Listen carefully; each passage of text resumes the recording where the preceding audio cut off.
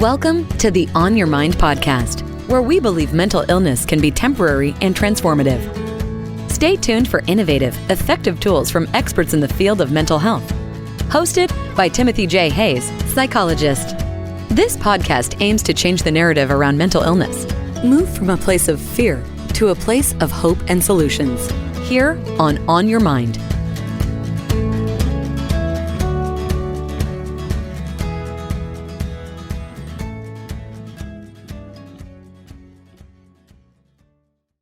Dr. Bradley Nelson, Doctorate of Chiropractic, retired, is a veteran holistic physician. He is one of the world's foremost experts on natural methods of achieving wellness. He has trained thousands of certified practitioners worldwide to help people overcome physical and emotional discomfort by releasing their emotional baggage. His best-selling book, The Emotion Code, provides step-by-step instructions for working with the body's energy healing power. My interview with Dr. Nelson about the Emotion Code book was published on the Journey Stream On Your Mind podcast in October of 2021. Please reference back to that for a more detailed explanation of the Emotion Code. Dr. Bradley's new book, The Body Code, greatly expands the range of issues that can be addressed with this powerful mind-body energy technique.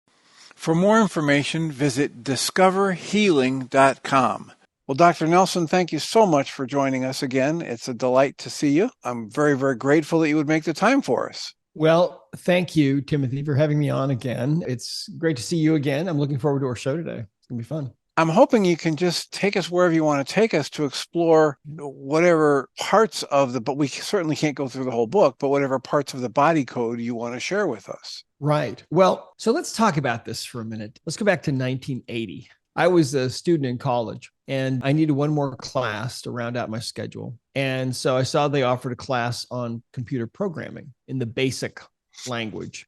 So I signed up for that. And we were using these old Radio Shack TRS-80 computers, and they used cassette tapes, I think, to store the programs that we would write. And it was all very basic, very simple. And yet there was something about it that just completely captivated me. And so I became a computer programmer. And I was pretty much entirely self-taught, except for that one class in a language that I never really ended up using. But I did a lot of programming for people in what came to be known as X-base languages, Fox-base and D-base 2 and 3. And only people that are my age remember these. Remember those? I remember learning to work with D-base 3 plus. Yes. Yeah. There you go. So yeah, I spent a whole year on the phone with Ashton Tate, the company that had come out with D-base 2, and taught myself how it all worked. So then I created a little business called the Computer Tutor, where I would I'd go into people's businesses and I would learn their flow. And these were people who they'd bought an IBM PC, for example, and they didn't really have any software, didn't really know what to do with it. And so I would go in and I would figure out what the flow of their business was, and I would try to write the software using these X-based languages so they could actually get some use out of the computer. And back then, it was all so simple compared to how it is now. There were no graphical interfaces. It was all just green phosphor screens, and it was all text-based, remember? But I really had a lot of fun doing that. I really enjoyed it. And I, made quite a bit of money doing that and was doing well. And then my father one day asks me out of the blue if I don't want to go into the healing arts, because that was really my original dream. And I said no. And then he said, well, why don't you think about it one more time? And so I had this experience where I prayed and asked for guidance about this, and I got guidance, and I got a very clear, very powerful answer to prayer, actually, that I talk about in the Body Code book. And that brought me back to this old dream of mine of going into the healing arts, because I had been healed of kidney disease by some alternative doctors back when I was 13 years old. So anyway, here I am. I'm a computer programmer, but now I'm in chiropractic school. And so the school finds out that somehow that I was a programmer. And so then they hired me to actually write their admissions office software. They needed some stuff done. So I did that and helped to put myself through school. And I can remember sitting in class one day and listening to my neurology instructor talking about the brain and how the brain is a computer. And I remember sitting there and listening to him and having these thoughts that, how the brain's a computer.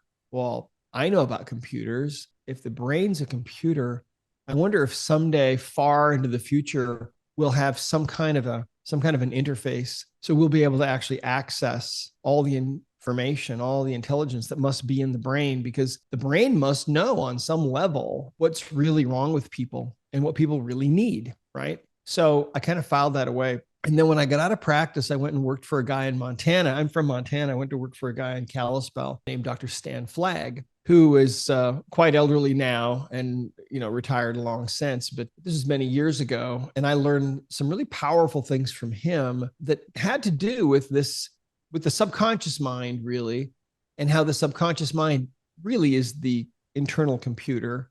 Besides the brain, we all have the physical brain that's in our heads, and yes, that's important and so on. We know that when the brain is injured, we are impaired in certain ways, but there's also the subconscious mind that's really running everything, and that's keeping track of everything that we're doing and remembering every face we've ever seen in a crowd and so on. And that's creating all these chemical reactions for us and keeping us alive from one moment to the next. I'm convinced, actually, that every moment of our life is really an ongoing miracle. We go from one miracle moment to the next because we really shouldn't even survive, because we're really made just of pure energy. And there is something, and I believe it's the divine force that keeps all these myriad subatomic particles together. They're all flying in formation, allowing us to have these experiences we're having in this world, right? So anyway, I learned some amazing things from him about asking questions and getting answers from the subconscious mind. And so when I got into my own practice, I kind of expanded on that as years went by. I was really obsessed with getting to the underlying causes of what was wrong with my patients. I mean, I was driven in that way, really driven. I had no interest at all in just band-aiding people. That drove me crazy. I wanted to really know, why is this person having this problem? What are the real, true underlying causes? And it was because of that obsession, really,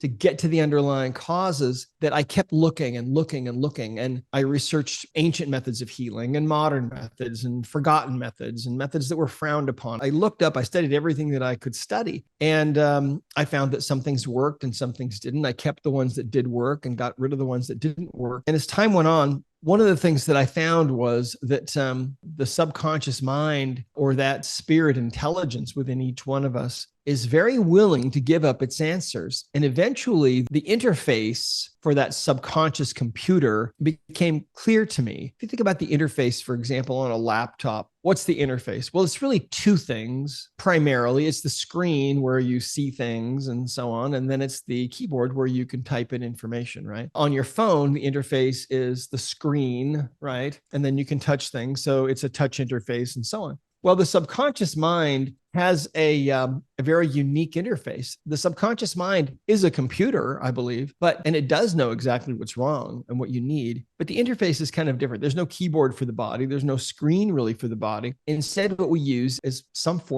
typically some form of muscle testing, because what I found was that the subconscious mind would respond with strength or a strong muscle to show a yes answer, or a weaker muscle to show a no answer. And so, and this isn't something that I came up with. I mean, this has been around for a long, long time. And I think that a lot of the things really that are in the body code, it's like I talk in there about how if I can see further than other men, like Sir Isaac Newton said, it's because I stand on the shoulders of giants. And that's how the body code is too. The body code is just a compilation of the things really that I had learned. And a lot of it is from discoveries that other people have made. Some of those things that are in the body code are things that were received by me in response to prayer, really asking for help for a certain person. And I'll share some of those that are really fun. But anyway, what I learned was that I could ask the subconscious mind questions. I could talk to the computer that was within each of my patients, and I could ask questions and I could get answers. And I could ask about what the real reasons were for their problems. And the subconscious mind would answer me. And I could then figure out what that person really needed. And I could help that person to get what they needed. I could release the things that shouldn't be there, and I could give them whatever they needed that should be there. And the result was people got better, and they got better in short order most of the time. And so it was really powerful. I mean, the last 10 years that I was in practice, Timothy, most of the people that I saw had been told there was really no help for them at all, no cure for them at all. And yet the vast majority of those people, with just a couple of exceptions, were able to get well. because I was doing something that other people weren't doing. I was talking to this internal computer. I remember once I had a new patient that came into me who was dealing with probably fibromyalgia, which is pain all over the body, and that was one of the things that I saw a lot of. And because there's no real hope for that in Western medicine, all you can do is take these drugs forever, and they really don't know what causes it and so on. Well, the underlying causes are different for every single person. But I had great results with those people. So anyway, I have this new patient that I'm talking to, and I told her at one point, I said, listen, I was feeling kind of, I don't know, I was in a certain kind of a mood. And I said, listen, I'm basically clueless about what's wrong with you. And she looked at me and her eyes got really big. And I said, but it's okay. Don't worry. I said, your subconscious mind knows exactly why you're dealing with these problems and why you're having these symptoms. And I know how to talk to it. So we can figure this out. Okay. So don't worry. That put her at ease.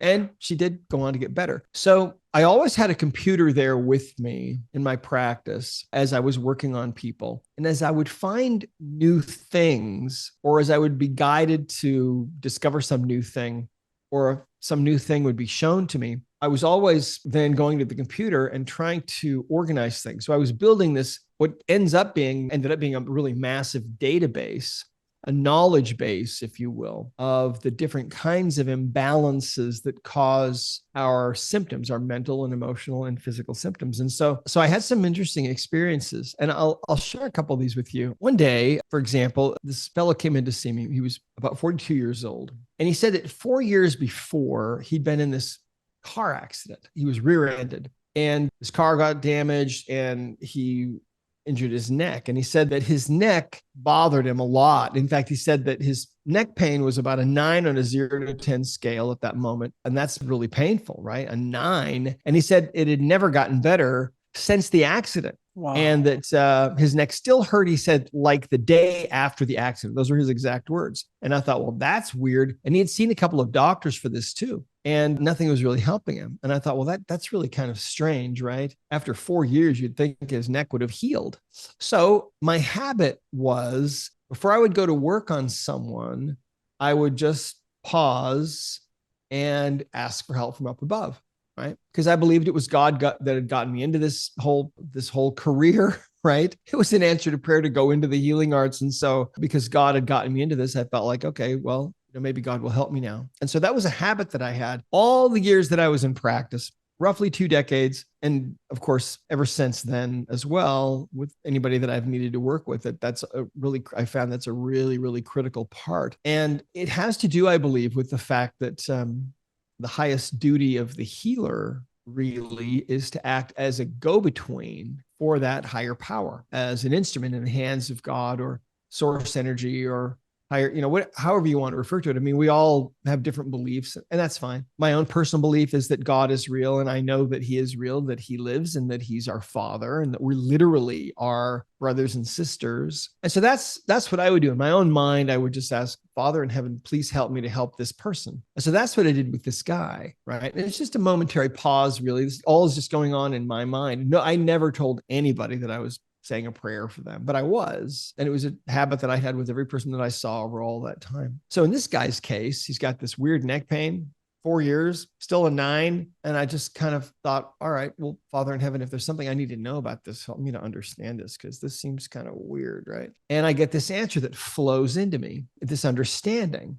See, when God wants to give you information, he can just kind of open you up and just pour it in. And that's what he did on this day. And the understanding that flowed into me was that in the accident, some of the kinetic energy that was created in that accident had actually become trapped or lodged in his neck. So think about this. He's sitting at a light, stop, he's rear-ended, probably hundreds of tons of kinetic energy that are released in the accident.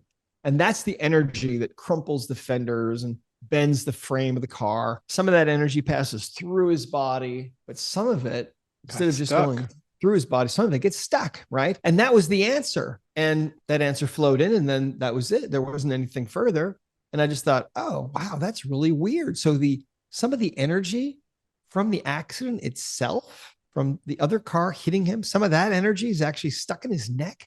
So I thought, okay, well, let's see what happens. So I took a magnet and just swiped it a few times. And in the emotion code and the body code, that's basically what we do. You can use a magnet, or your hand is also magnetic. If you don't have a magnet, that's fine. I took a magnet and swiped it down his back a few times, down the governing meridian, right? To release. That was my intention, to release that energy that had gotten stuck in his neck. And that's how things are done, through intention. And so I said, okay, why don't you move your neck around? So he just head forward and back and tilts it left and right. And he turns his head and he said, wow. He said, how did you do that? And I said, well, why? How does it feel? And he said, well, I would say it's about a 2 now, from a 9 to a 2. And I said, well, when's the last time it felt that good? And he said, well, before the accident, right? So I came to call this a physical trauma energy. And it's one of the things you can learn about in the Emotion Code book. But I mean, think about this. How many people are walking around with that kind of energy stuck in their bodies? And it depends where that energy lodges. It doesn't always stay where you receive the blow. Sometimes maybe you hit your head getting into a car or something, and that energy might create a trauma that might lodge somewhere else in the body where you might have some other weakness. Surgery will often leave a person with this kind of trauma, right? And so a lot of people are walking around with this kind of trauma. And it's one of the first things actually that we teach people how to find and fix in the Body Code book. That was one. And there have been some other ones too. Some other really interesting things happened when I was in practice. Here's one. My wife and I have been married for 42 years. And we probably should have a moment of silence for my wife. She's been a guinea pig for me for many years. She's had a lot of different things that I've been able to learn from her in many ways. And anyway, our youngest is 23. And when my wife was pregnant with her, she was begging me to help her because she was suffering from morning sickness, and it was miserable. And morning sickness is where you've got this nausea. In other countries, like in German, they don't call it morning sickness. It's called the nausea, I think, of pregnancy. Because it can be all day long. Yeah. Yeah, exactly. It can be all day long, and it can be for months. It can be for an entire pregnancy. So my wife is begging me to help her. And I'm thinking about all the different things that I had tried with other patients that had never really worked, like chewing on ginger, or wearing those wristband little beads, to stimulate the acupuncture meridians. And honestly, I had never seen any of those things, or any of the numbers of other things that I had ever heard of. I'd never seen any of them work for morning sickness. Some of them might give maybe slight temporary relief. So this is another one of those situations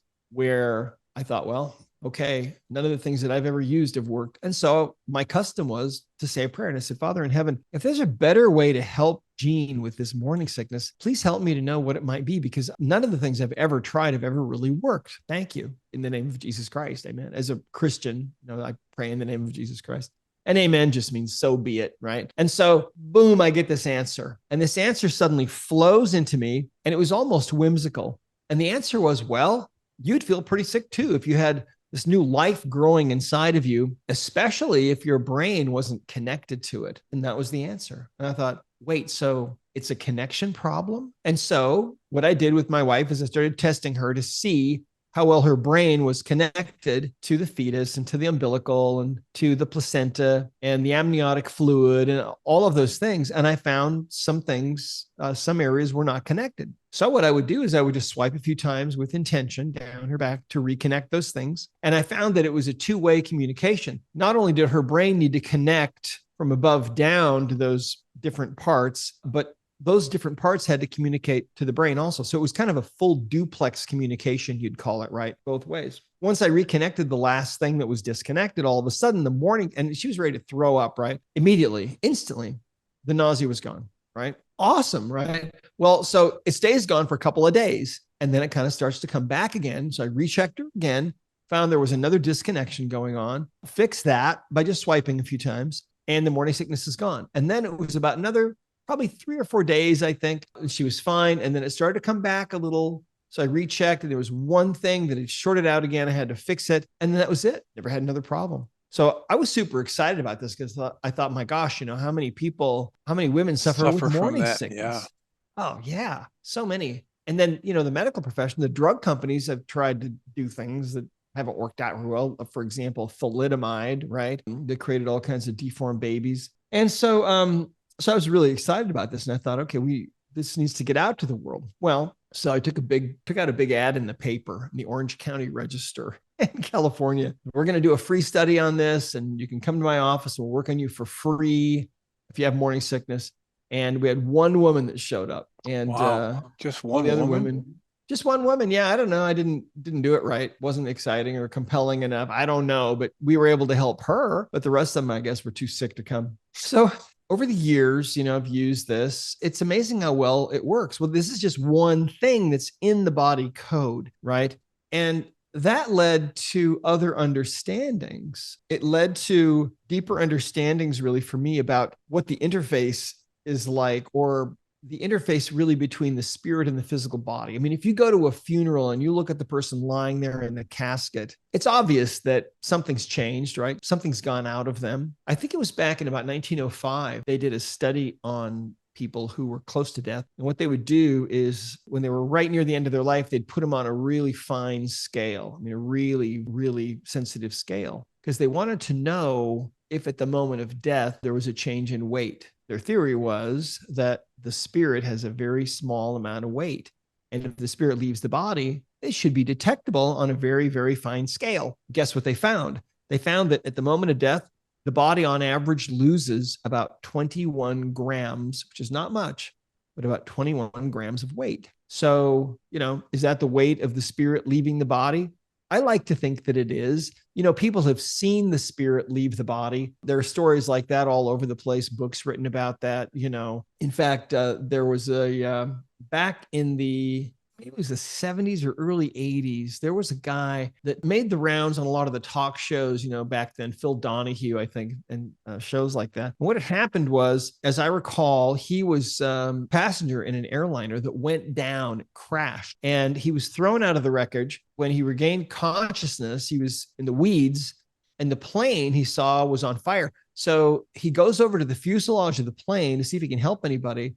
And he looks inside, and these people are still strapped into their seats, and it's like a furnace in there, and they're all, they're dying. And what he said was that he was able to see these people's spirits leave their bodies at the moment that they would die. And it might have had to do with, normally it's not something that you would see, but maybe because of the trauma, he was able to see this. He said that when these spirits would come out of their bodies, they were no longer in pain or anything, and they would come right out of the top of their heads. Their whole spirit would look just like them, and it would go out of the top of their heads and go right up through the ceiling of the fuselage and disappear. But what he said that was so interesting to me was that some of these spirits leaving these bodies were really bright to look at, and some were not. Some were really shades of gray, and one or two of them might have been really kind of dark. And he said that he understood what that meant, what that was about. It was about who that person was while they were alive, and the kind of choices that they made, and if they were a good person, then they chose light, or if they tended to choose darkness or did bad things that were evil. He made it his goal to have a really bright, shiny spirit when his spirit leaves his body, right, and goes on. So anyway, I'm deviating quite a bit, but really, while we're alive, there is this interface between that spirit and the physical body, see? And I believe that if you could take your spirit out of your body and put it right next to you, it would look exactly like you in the most minute detail. Okay. Although I think hopefully mine would have hair. I don't know. Right. But anyway, sometimes, when the spirit leaves the body completely, of course, you're dead, because it's the spirit that animates the physical. The spirit's like the software, and the physical body is like the hardware. But what I found was that you can become mostly disconnected. And so the spirit and the physical might have problems really communicating. And that's one of the fascinating things that is also in the body code. So there's a lot in there. We also have found that when we talk about someone having a broken heart, that's actually something that exists. Now, it's obviously not the physical heart that breaks, but the spirit heart, the spiritual counterpart of the physical heart, can actually be broken because of things that people have been through, traumas, emotional upsets, bad relationships, you name it. And that's one of the things that we can find and fix. So you can actually fix a broken heart. It's one of the things that's in the body code. There's a lot in there. And like you said at the beginning, we can't possibly talk about everything, but I will share a couple of stories with you. There was a woman that came to see me one day who'd been hospitalized for 5 days with this pain in her abdomen. And they had run every test known to man. They couldn't find anything. And so they finally dismissed her from the hospital, saying they couldn't really help her. All the tests were negative. So she comes in to see me. Her pain level is about a 9 on a 0 to 10 scale. And so I started asking some questions, getting answers from her subconscious mind using muscle testing and trying to figure out why she had this pain. Well, I found a couple of trapped emotions that were in her body. We talked about those last time, right? I found a couple of other imbalances. And then something showed up. I was taken in the body code into an area that we call nutrition and lifestyle, into a chart of nutrients. And just like we find a trapped emotion by asking, if it's in column A or column B, et cetera, it's kind of organized the same way, columns and rows. And so I'm asking her subconscious mind what nutrients she needs. And her muscle testing goes strong on this element called chromium. And I thought, chromium. I thought, okay, well, chromium is great for maintaining stable blood sugar and some other things. And I thought, okay, it doesn't have anything to do with what's wrong with her now. It doesn't have anything to do with this pain. But I said, I remember saying to her, we're out of chromium right now. We usually carry it, but we're out of it. Your subconscious is telling us it's something that you need. Okay. So I think you should get some at some point. But I didn't think much of it really. So anyway, her treatment ends. There's nothing else to find on her. And so she goes home. So the next day, she's still in pain, by the way. The next day she comes back in and her pain level is worse now. She's like 10 plus. And I remember thinking, I don't know how they possibly could have missed this in the hospital, but it's got to be appendicitis. Her appendix is going to burst. Yep. This is literally, Timothy, what I was thinking. I was thinking, okay, her appendix is going to burst. She's going to die and I'm going to go to jail is what I was thinking. Because I couldn't believe that they had missed it, but I didn't know what else it could be. I mean, the pain was severe. And so I didn't know what else to do. So I started asking questions of her subconscious mind. And out of all the thousands of possibilities that I could have been taken to, I was taken right to this same section, nutrients and chromium, and this chart, right to chromium.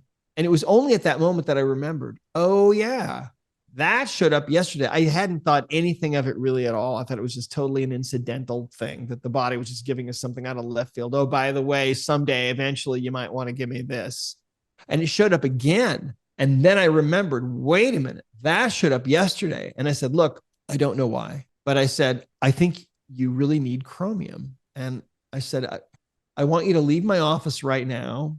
I want you to go down the street to the health food store. I want you to buy some chromium tablets or capsules and ask them for some water and go ahead and don't even wait. Just go ahead and take some right then and then come back. 20 minutes later, she was in her mid-20s, very athletic young woman, is literally jumping up and down in my waiting room. And she's saying, I'm fixed. She's so excited. And she said, how did that work? She said the moment that she took the chromium, the pain just instantly was gone. And she said, how did that work? And I said, I have no idea. But I said, your subconscious mind, of course, knew that you needed that. Why that was triggering so much pain, I said, I have no idea. I still to this day have no idea. But the body will always have some kind of a check engine light that comes on, right? If you're driving, to get our attention. Yeah. To get our attention. Exactly right. Yeah.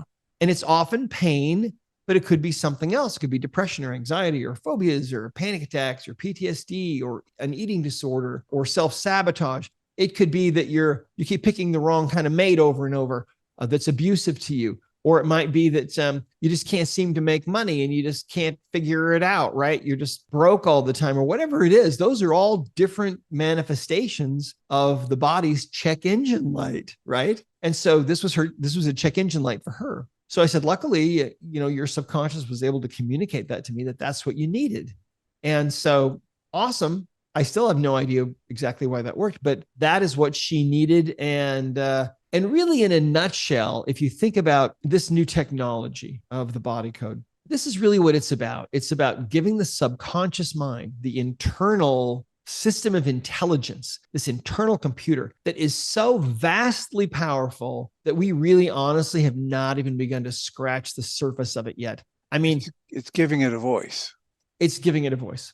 Finally, for the first time in recorded history. I mean, I'm sure that probably there's nothing new under the sun and probably some system like this existed before, but as far as we know, this is really the first time. So if you think about Western medicine, it wasn't all that long ago that if you were sick, they would bleed you because the theory was you had either too much blood or your blood had gone bad. And sometimes they'd bleed people and take a lot of blood out. And if they survived, they knew that it worked, right? And then gradually we moved into the industrial age and we began looking at every organ and gland as a separate machine, the machine of the body. And we knew that if one of these machines malfunctions, you just take it out or maybe replace it with someone else's machine that's in better shape than yours. And also then, along with that was this whole push for petrochemical pharmaceutical medicine, right? Where if the body has a symptom, that's bad. And we need to suppress that symptom with some kind of a drug. And if the drug has side effects that maybe slowly destroy the liver and the kidneys, well, you might have to test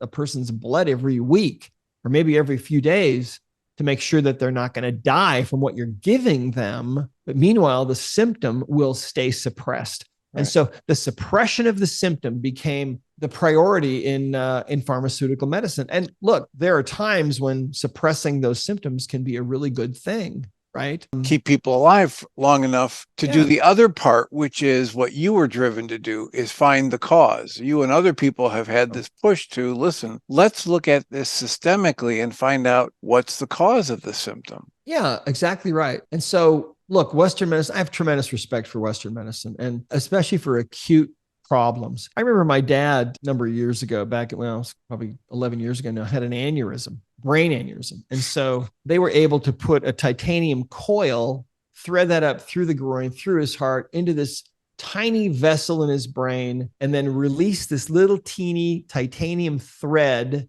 that had once been a little ball that now remembered, once they released it, it remembered that it was a ball and it wound itself back up into a ball again and plugged the leak.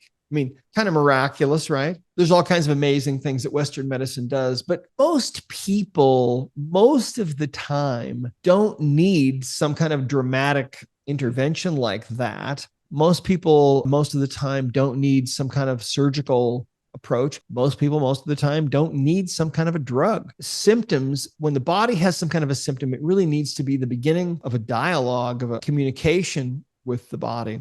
What is really going on? That's how I worked with people all those years. And that's really what the body code is all about. And let me tell you another story. There was a woman that came in to see me who had fibromyalgia. And I was able to help her get well from that. And by the way, what I found was that no two patients were alike. Every single patient was different. Everybody had different causes, even though I might see 10 people in a row with the same disease that had been diagnosed. The underlying causes for each of them would be different. It would be some things they'd have in common, but a lot of things would be different. Anyway, so she wanted her husband to come in and see me, and she finally persuaded him to come in. So this guy comes in, and here's his story. 4 years before, he was a truck driver. That's what he did for a living, about 30 or so years old. And he starts getting this uncomfortable feeling in his groin one day as he's driving, and his scrotum swells up and it gets really big and it gets incredibly painful. He starts seeing doctors for it. No one can figure it out. He goes on total disability. For 2 years, he's seeing, one specialist after another. He's like this medical mystery. Nobody can figure it out. Finally, 2 years into this, they open him up. They look around, can't see any causes for his problem. They sew him up again, and, it all comes back. And so he just feels hopeless. 2 more years go by. So when he comes in to see me, he's on total disability now for 4 years. He's seeing doctors at Scripps La Jolla in San Diego, and he's seeing specialists at UCLA Medical Center in LA.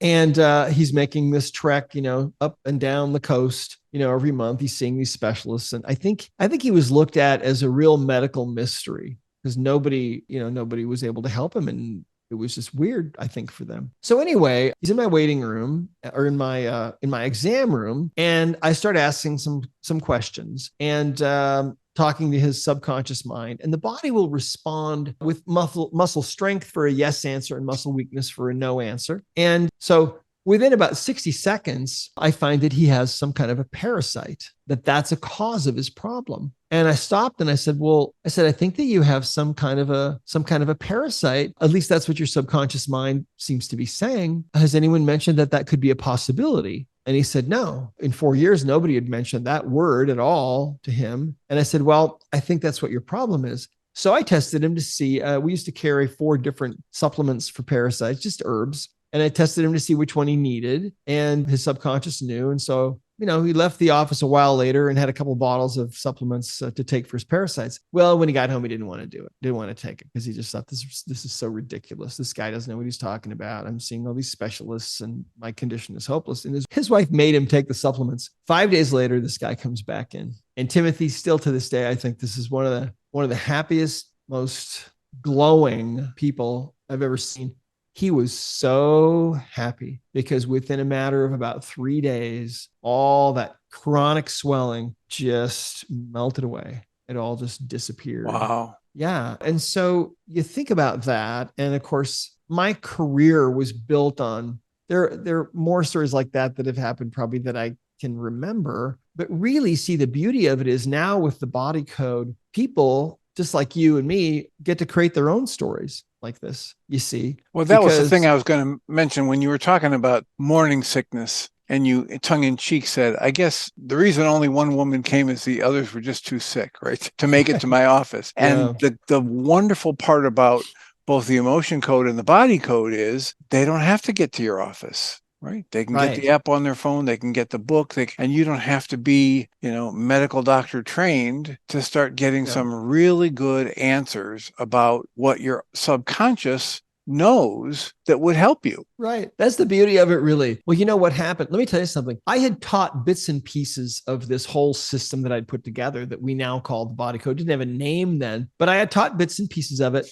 starting in seminars back in about 1998. And when the Emotion Code book came out, in 2007, I had this vague idea that eventually I would put all of this other information that I had learned into some kind of a package and I would sell it to doctors and train doctors in the use of this because I thought, this is going to be great for doctors. It'll change their whole practice, and I've had such great success with this. Well, about a year after the Emotion Code book came out, one morning I woke up and my mind was full of instruction. And the instruction was very clear. And it didn't come from my own mind. It came from above. And the instruction was, you need to take everything that you've learned about natural healing and put it into a self-study course anyone can learn and make it available to everyone, everywhere. And I remember thinking, are you sure about this? This sounds like it could require some work, and I sat on this for about 3 months. I mean, I knew what I needed to do, but I actually sat on it for about 3 months and just kept thinking about it. Like, well, how am I going to do this?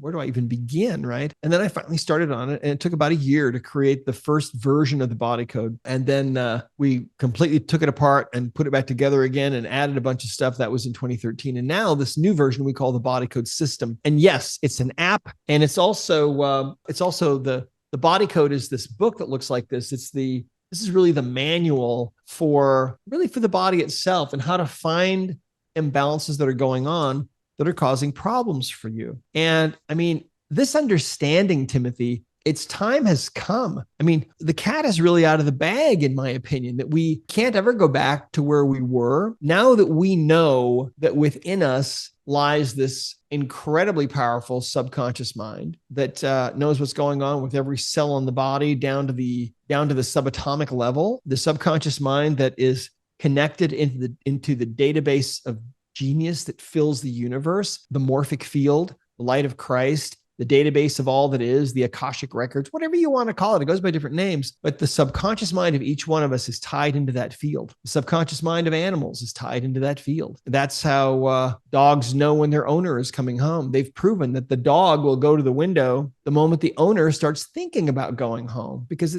they're connected through that field, right? So yeah, that's really the beauty of this. Well, and what I want to say about it before we completely run out of time here is that it is so usable as an app, right? Now, I understand that I've had some exposure to things like this prior to that, the neuroemotional technique and your emotion code book, and I've practiced with these things. But I'm telling you, as I'm trying to tell other people, the app makes it so I don't even have to have all of that. I could pick up the app after a little bit of listening to your book and finding what method I want to use for my own muscle testing or have somebody else muscle test me. And with that app in hand, it's like a decision tree that just keeps keeping me on track.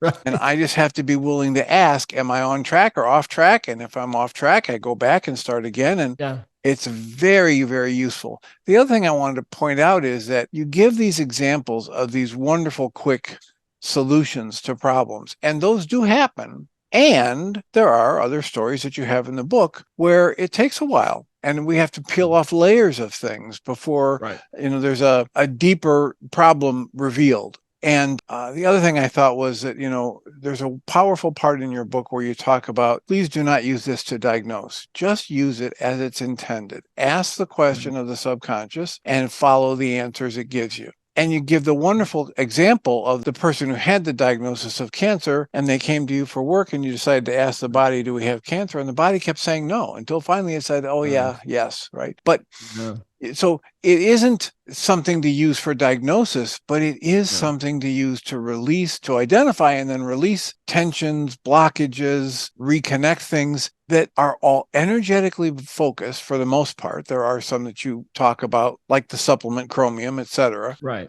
But that, too, in another way of thinking about it, is just an energy that the body needed. Yeah, that's exactly right. Even our foods and our vitamins and our minerals, these are just energy packets. It's all energy. It really is. When you think about what Nikola Tesla said, he said, if you want to understand the secrets of the universe, think in terms of energy, frequency, and vibration. And boy, was he ahead of his time, because that is exactly what it's about. That's exactly what energy medicine is. And people since Albert Einstein have talked about how the energy of the future is going to be energy medicine. Well, the emotion code and the body code are the simplest, fastest, easiest, most approachable methods of energy healing that exist in the world. Kids can use these methods because they are so simple. And I'll tell you something, I think the reason why they're so simple, honestly, is because I think that my ego has not been involved in this. The ego always wants to make things more complicated, right? Because the ego wants to build itself up. And I know that this is not about me. I'm just a little workaholic doctor, became the teacher of this. Conduit for it. Yeah, that's all I'm here to do, is to just tell people what they can do. But that's what's really exciting about this is seeing other people learn this language, really, of the subconscious and start to find out why they're having problems and fixing those problems on their own. It's a paradigm shift. And, it's so interesting because I've been all over the world teaching this work for many years. And in different places in the world, people have come up to me at different events and they've told me how, I had a near-death experience and I saw this change the world and how we take care of ourselves. Or people have said the same thing with dreams or with visions. I mean, it's really crazy. It's really wild for me to be involved in this. And sometimes I pinch myself and I think, how did I even get into this situation? But I really do believe that this is my life's purpose. Because when I look back on my life and all the things that have happened to me and all the spiritual experiences that I've had that have taught me all these powerful fundamentals that I share in these two books, it's a crazy thing. But I'm grateful to have a job, and I'm grateful to have something to do and to be engaged in something that is helping so many people all over the world. It's really, it's very gratifying and really fun and kind of unbelievable sometimes. It just, So you've got the book, the Emotion Code book, and you've got the book, the Body Code book. And you also mention at the end of the Body Code, it's available on Audible. That's how I digested it. But you mentioned that you can get trained. You've got a training program for becoming a practitioner with the Body Code. Yeah, we do. So now, of course, understand that the vast majority of people will use the Body Code. They'll use it on their friends, family members, kids, and so on. And on themselves. And on themselves. And it's for everybody to use. Now, some people want to really master it, really learn it well, and maybe go on. And so what we've done is we've created a certification program. And so these are all done online. They're available at our website, which is discoverhealing.com. And it starts with the emotion code. And the emotion code certification program is it's less than $1,000. People can sign up. They have 6 months to complete the program. Most people will do it in half the time. You watch videos online, you take quizzes, then you start working on people and you record what you're finding with them, and you have to work on some animals and so on. And then once you've graduated from that, then you can do the Body Code certification program as well. Most people will take about 3 months to do each one of these. They're both the same. It's not expensive. I mean, you can spend, I've talked to people who have spent $15,000 and a whole year traveling back and forth across the country to get certified in a method of energy healing so that they can charge people and have their own business and so on. And this is just a fraction of that. And part of that is because it is done online and you don't have to travel. But these are our first 2 levels of certification. Emotion Code is level 1. And then we have Body Code level 1. We're coming out with our 3rd level of certification soon, which is going to be called the Belief Code. And that's actually a very rapid, very simple, easy way to find the beliefs, the negative beliefs that you have about yourself, about the world, that are those beliefs that are held in the subconscious mind that exist as discrete energies in there, and they can be identified and they can be deleted. And sometimes you put new ones in and sometimes you don't, but it's all going to be very rapid. It'll work just like the Body Code. And that's a level of certification that we'll be coming out with soon. We're working on that, finalizing that right now. So then we'll have a 4th level of certification that we'll be introducing hopefully next year. And that will be our Healing Mastery level. So we have a lot of people. I mean, initially we set up the certification programs so that we could vet people if they were going to be charging other people for this work. We reserve the right, since it's all copyrighted, trademark material. We wanted to make sure that they knew what they were doing. What we find now, though, is that about 1/3 of the people that sign up for our certification programs really don't have any intention of practicing or making it a business. They just want to learn it really well. So that's all available at discoverhealing.com. And we also have, if you go to that same site, discoverhealing.com, we have a map of the world, and we have practitioners that are on that map. And so if you're looking for someone to work with you, you don't have to learn this yourself if you don't want to. You can have someone else, work with you and do it on you. And it works. It works beautifully. I did it myself. I went and I scoped out people from near this area up into Michigan, because I'm in the Illinois area, up into Michigan, over in Ohio. I finally found a woman in Ohio that had also some other medical background that I was looking for. And I've had a few sessions with her. So that part, I'm so pleased that you did that. The practitioners that have been certified, you've got the information for how to contact them right there. Yeah, it's right there on the map at discoverhealing.com. And yeah, you can have someone. And this person that worked with you is in another state, it sounds like. Yeah, we did it through Zoom. Yeah.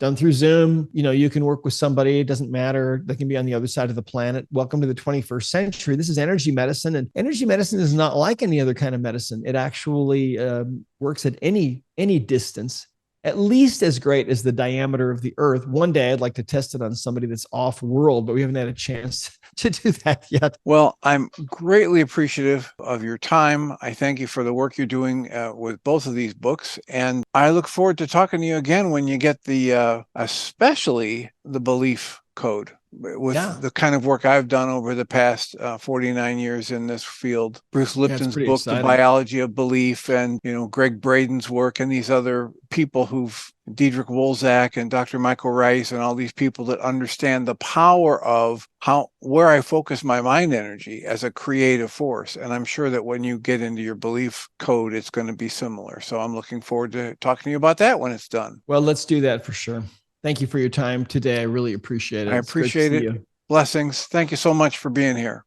Dr. Bradley Nelson, Doctorate of Chiropractic, retired, is a veteran holistic physician. He is one of the world's foremost experts on natural methods of achieving wellness. He has trained thousands of certified practitioners worldwide to help people overcome physical and emotional discomfort by releasing their emotional baggage. His best-selling book, The Emotion Code, provides step-by-step instructions for working with the body's energy healing power. My interview with Dr. Nelson about the Emotion Code book was published on the Journey Stream On Your Mind podcast in October of 2021. Please reference back to that for a more detailed explanation of the Emotion Code. Dr. Bradley's new book, The Body Code, greatly expands the range of issues that can be addressed with this powerful mind-body energy technique. For more information, visit discoverhealing.com. You've been listening to the On Your Mind podcast, offered by Journey's Dream, where we support people through mental health challenges to a place of true and lasting well-being. If you love our show, we invite you to visit onyourmindpodcast.org to join the conversation, access the show notes, and discover our helpful resources. Thank you for listening.